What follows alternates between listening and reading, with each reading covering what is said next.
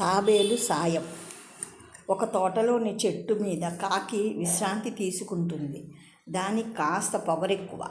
ఒక కోయిల వచ్చి ఆ చెట్టు మీద వాలుతుంటే, ఇది నా చెట్టు, ఇక్కడ వాళ్తావేంటి, వెళ్ళిపో అంది. ఏమీ మాట్లాడకుండా మౌనంగా వెళ్ళిపోయింది కోయిల. అంతలోనే ఒక పావురం వస్తే దాన్ని తిట్టి పంపింది. చెట్టు కింద మెల్లగా పాకుతున్న ఒక తాబేలుని చూసి, ఇలా నడిస్తే ఈరోజు నువ్వు చెరువుకు చేరినట్టే, నన్ను చూడు, క్షణంలో ఎగిరిపోతాను అంది కాకి.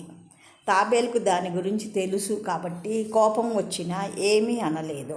కాసేపటికి దాహం వేస్తుందని నీళ్ళ కోసం అడవంతా తిరగసాగింది కాకి. కానీ ఎక్కడా చుక్క నీరు కూడా దొరకట్లేదు. అయినా వెతుకుతూనే ఉంది. అంతలోనే కాస్త దూరంలో ఒక నీళ్లు కుండ కనిపించింది. దానికి ప్రాణం లేచి వచ్చినట్లయింది. వెంటనే అక్కడికి వెళ్ళింది. కానీ దాంట్లో నీళ్లు అడుగున ఉన్నాయి. అయినా అంచున కూర్చొని నీళ్లు తాగడానికి ప్రయత్నించింది. దాంతో అందులోనే పడిపోయింది. నీళ్లు తాగేసింది, కానీ ఎగురుదామంటే అందులో రెక్కలు విప్పలేకపోతుంది. ఇప్పుడు ఎలాగని ఆలోచిస్తూ సమయంలో కోయిల పాట వినిపించింది. దాంతో, మిత్రమా, నన్ను కాపాడు అంటూ గట్టిగా అరవసాగింది. కోయిల వచ్చి దాన్ని బయటకు తీయడానికి ప్రయత్నించినా లాభం లేకుండా పోయింది. అప్పటికే చీకటి పడిపోయింది. కాకి భయంతో ఏడవటం మొదలుపెట్టింది.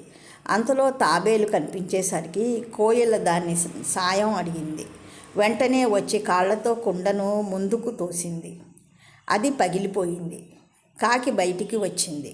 నన్ను క్షమించండి మిత్రులారా, నేను ఎంత ఇబ్బంది పెట్టానో అదేమీ మనసులో పెట్టుకోకుండా నా ప్రాణాలు కాపాడారు.